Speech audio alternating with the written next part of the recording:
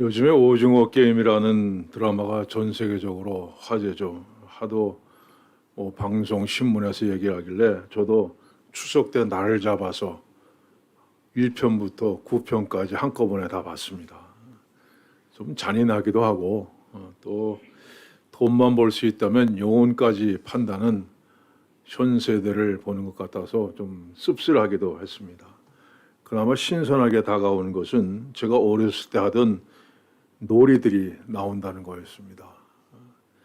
그 중에서도 설탕 뽑기, 옛날 추억을 아스라이 떠올리게 만들어줬습니다. 그때와 지금이 다른 것은 그때는 잘 뽑으면 설탕으로 만든 뭐 이렇게 붕어 같은 거를 선물로 주었습니다. 근데 드라마에서는 돈을 준다는 겁니다. 그리고 또 하나 다른 것은 그때는 잘못해서 망쳐도 총으로 쏴서 죽이지는 않았습니다. 장사하시는 분들은 사은품으로 설탕 뽑기 하나씩 준비했다가 선물하면 아마 홍콩 사람들은 줄을 설 것입니다. 자, 오늘 본문에도 아이들이 놀이를 하는 모습이 나옵니다. 이렇게 말씀하시죠. 이 세대를 무엇으로 비유할까? 비유하건대 아이들이 장터에 앉아 제 동물을 불러 이르되 우리가 너희를 향하여 피리를 불어도 너희가 춤추지 않고 우리가 슬피 울어도 너희가 가슴을 치지 아니하였다함과 같도다. 당시 아이들은 주로 장터에서 놀았습니다. 장사하는 사람들이 다 돌아가고 나면 이 장터는 넓은 운동장이 됩니다. 그래서 아이들이 장터를 운동장 삼아서 놀았습니다. 근데 장터에 두 부류의 아이들이 있습니다. 하나는 열심히 노는 아이들입니다. 그리고 또 하나의 부류는 열심히 노는 아이들 곁에 서서 그걸 구경하고 있는 아이들입니다. 자, 열심히 노는 아이들이 구경하는 아이들에게 같이 놀자 제안합니다. 우리 같이 결혼식 놀이를 하자. 우리가 피리를 불 테니까 너희는 춤을 추어라. 그런데 싫다고 합니다. 그러니까 이번에는 자, 그러면 우리 장례식 놀이를 하자. 우리가 슬피 울 테니까 너희는 가슴을 치면서 슬퍼하는 흉내를 내라. 그래서 서서 구경하던 아이들은 장례식 놀이도 싫다고 합니다. 그래서 아이들이 화가 났습니다. 너희 도대체 뭐냐? 좀 피리를 불면 춤을 추라고 해도 싫다. 우리가 울면 가슴을 치라 해도 싫다. 도대체 어쩌자는 거냐? 이게 화를 냈습니다. 여러분, 이 비유는 유대인들을 의미하는 것입니다.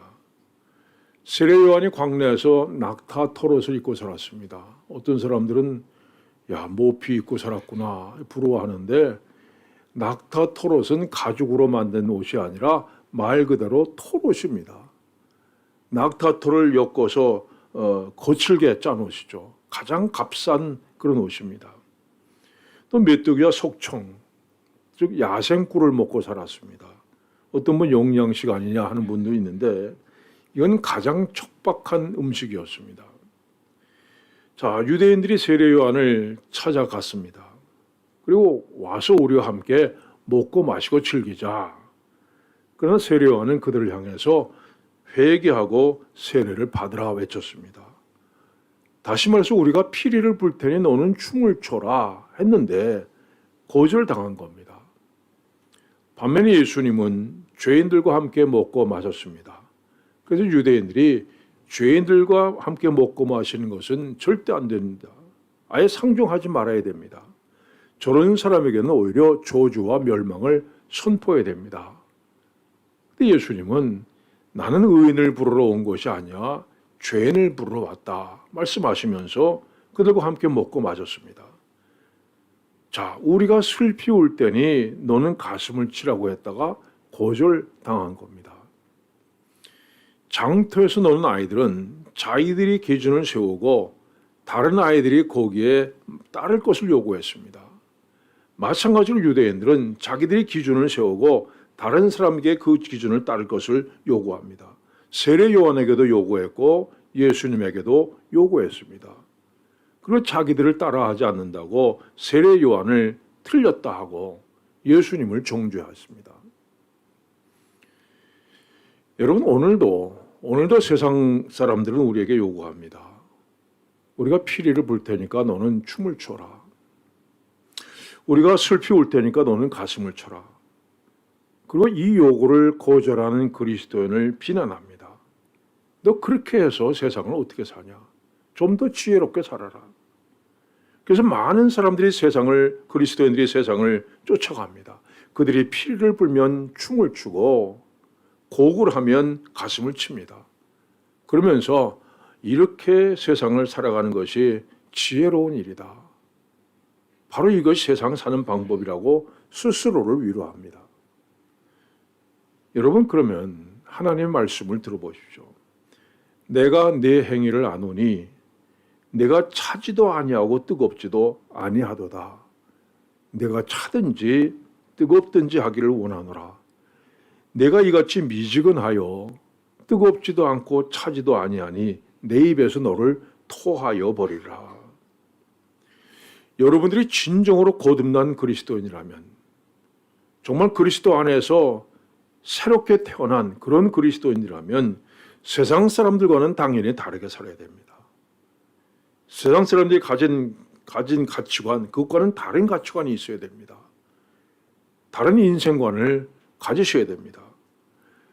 이 상황윤리라는 말이 있습니다.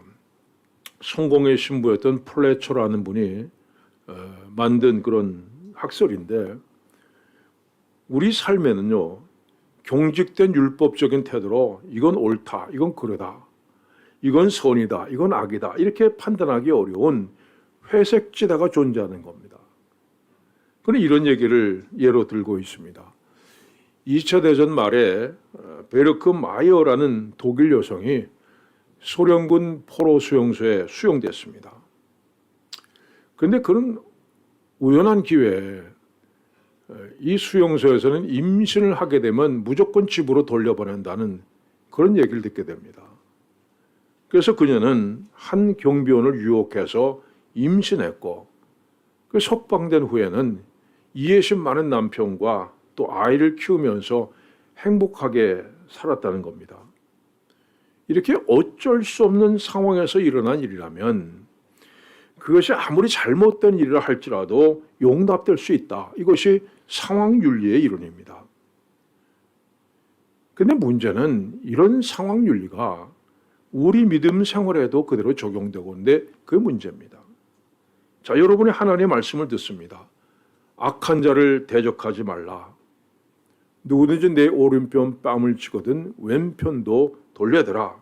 이 말씀 들으면서 그렇게 살면, 성경 말씀대로 살면 나만 손해봅니다. 이러지 않습니까? 여러분, 너희 원수를 사랑하며 너희를 박해하는 자를 위해서 기도하라. 이 말씀 들으면서 그건 성경에나 있는 말씀이지, 이 세상에서는 절대로 그렇게 살 수 없습니다. 생각하지 않습니까? 여러분, 만약에 그렇다면 여러분 믿음에 문제가 있습니다. 하나님 말씀을 말씀 그대로 받아들이고 순종하지 않고 내가 처해 있는 상황에 맞추어서 하나님 말씀을 자꾸 변질시키는 겁니다. 성경은 이렇게 말씀합니다. 내가 너에게 명령하는 말을 너희는 가감하지 말고 내가 너에게 내리는 너희 하나님 여호와의 명령을 지키라. 하나님 말씀을 더하거나 덜하거나 하지 말고 그대로 지키십시오. 성경 말씀에 자꾸만 내 생각을 집어넣지 마십시오. 누구든지, 심지어 하늘의 천사라고 할지라도 성경 말씀을 변질시키는 자는 저주받을 것이라고 성경은 분명히 말씀합니다. 이 독일의 골츠라는 생물학자가 이런 실험을 했습니다. 정상적인 개구리와 그 다음에 뇌를 제거한 개구리를 찬물에 넣고 서서히 열을 가했습니다. 물이 뜨거워지는 것을 느낄 수 있도록 1분에 3.8도씩 온도를 올렸습니다. 그랬더니 정상적인 개구리는 물이 뜨거워진 것을 느끼고 바깥으로 튀어나왔습니다. 그러나 뇌가 제거된 개구리는 물이 뜨거운 걸 느끼지 못하고 그대로 익어버리고 말았다는 겁니다. 자, 여러분이 예수를 믿는다고 하면서도 세상 사람들과 똑같은 모습으로 살아가는데 정말 아무런 문제 없습니까? 정말 아무런 느낌도 없으십니까? 자, 세상 사람들과 같이 똑같이 욕심 부리고 똑같이 죄 짓고 살아가는데도 별로 느낌이 없으십니까? 여러분, 그렇다면 여러분 영혼이 병든 겁니다. 뇌가 제거된 개구리처럼 내 영혼이 지금 병들어 있기 때문에 내가 처해 있는 상황이 어떤 상황인지 지금 알지 못하고 점점 죽어가는 겁니다. 예수님이 이렇게 말씀하셨습니다. 좁은 문으로 들어가라. 멸망으로 인도하는 문은 크고 그 길이 넓어 그리로 들어가는 자가 많고 생명으로 인도하는 문은 좁고 길이 협착하여 찾는 자가 적음이라. 자, 여러분이 지금 걷고 있는 그 길이 과연 생명으로 인도하는 문인지, 생명으로 인도하는 길인지, 또 아니면 멸망으로 인도하는 길인지 한번 분명히 보시기 바랍니다. 우리가 너희를 향하여 피를 불 테니 너는 춤을 춰라. 우리가 슬피 울 테니 너는 가슴을 쳐라. 이 세상의 요구를 단호하게 거절하시기 바랍니다. 오직 믿음의 좁은 길을 기쁨으로 걸어가는 여러분들 되시길 바랍니다. 또한 본문은 세례 요한의 때부터 지금까지 천국은 침노를 당하나니 침노하는 자는 빼앗느니라 말씀했습니다.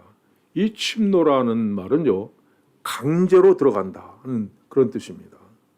근데 침노라는 단어, 이 헬라어 단어 비아제타에는요, 능동적으로도 해석할 수 있고 수동적으로도 해석할 수 있는 그런 단어입니다. 능동적으로 해석하면 천국은 침노하나니, 천국이 위에서 막 내려온다는 거예요. 천국은 침노하나니 침노 당하는 자는 빼앗기리라, 이렇게 해석이 됩니다. 그러니까 내가 천국에 뛰어 들어가는 것이 아니라 천국이 이 세상 가운데 들어와서 마치 파도가 이렇게 사람들을 덮듯이 사람들을 막 덮쳐가지고 천국으로 끌어간다 하는 그런 뜻입니다. 또 수동적으로 해석하면 성경대로, 오늘 성경대로 천국은 침노를 당하나니 침노하는 자는 빼앗느니라. 천국을 우리가 막 비집고 들어가서 천국을 내 것으로 만든다, 이렇게 해석해야 됩니다. 여러분 생각에는 어떤 것이 맞는 것 같아요? 제가 너무 어려운 질문을 드렸죠. 제 개인적으로는 능동적인 해석, 천국은 침노하나니 침노 당하는 자는 빼앗기느니라. 그러니까 천국이 이 세상 가운데 들어가서 사람들을 덮쳐서 천국으로 끌어간다, 이렇게 해석을 하고 싶은데 아쉽게도 대부분의 성경학자들은 수동적인 해석을 하고 있습니다. 우리 한글 성경대로 천국은 침노를 당하나니 침노하는 자는 빼앗느니라, 이렇게 해석합니다. 자, 우리가 예수 믿는 것은 누구든지 예수를 믿으면 구원받는다는 겁니다. 하나님의 자녀 되고 천국을 약속받습니다. 천국은 우리의 공로가 아니라 믿음으로 가는 나라입니다. 예수님께서 십자가에 달리셨을 때 옆에 있던 강도가 이렇게 말합니다. 당신의 나라에 임할 때 나를 기억하소서. 그래서 예수님께서 오늘 내가 나와 함께 낙원에 있으리라. 자, 이 강도는 평생 죄 짓고 살았습니다. 천국 들어가기 위해서 한 일이 하나도 없습니다. 근데 이 예수님을 향한 믿음을 고백함으로써 천국에 들어갔습니다. 천국은 우리의 행함이 아니라 믿음으로 들어가는 나라입니다. 그러면 예수님은 왜 천국은 침노를 당하나니 침노하는 자는 빼앗느니라 말씀하셨습니까? 자, 여기 아주 얌전하고 조용한 사람이 있습니다. 평생 살면서 남에게 무슨 거친 말 하거나 또 폭력을 사용해 본 적이 없는 사람입니다.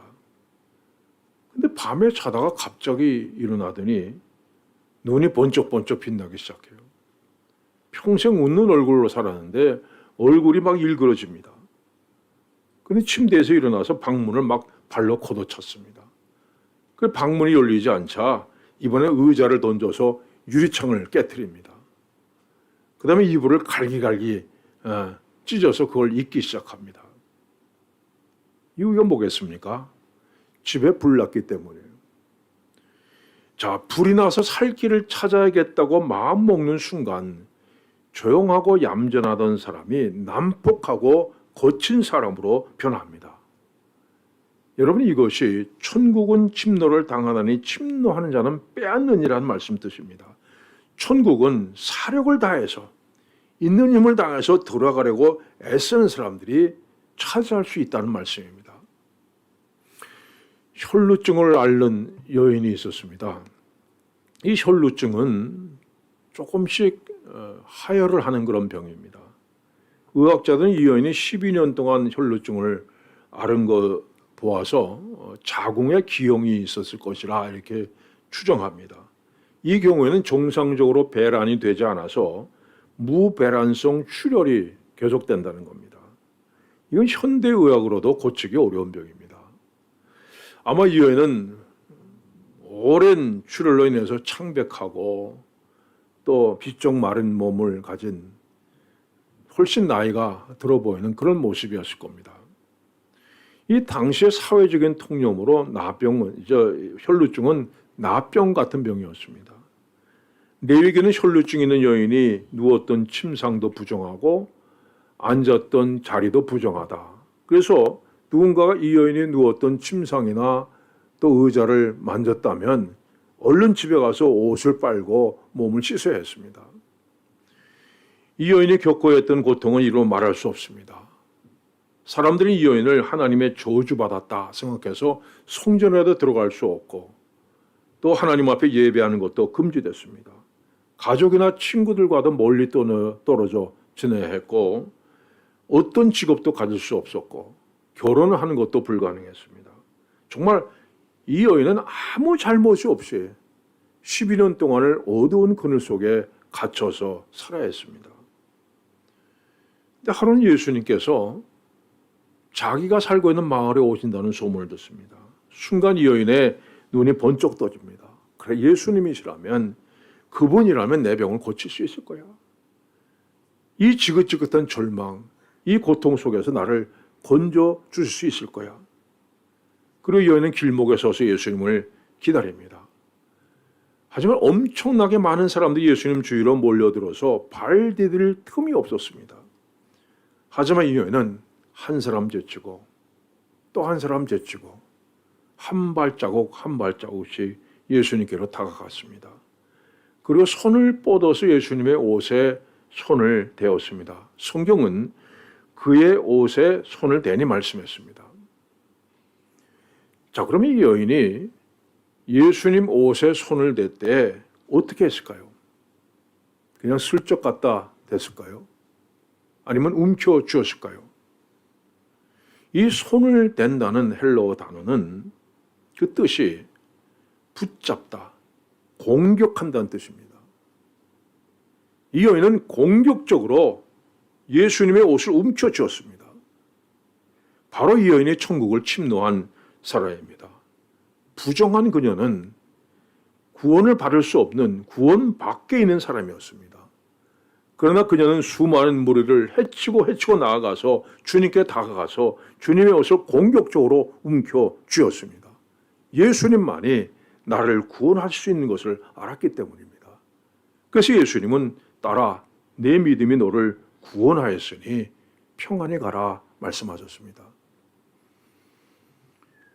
예수님께서 말씀하신 천국의 비유를 한번 보십시오.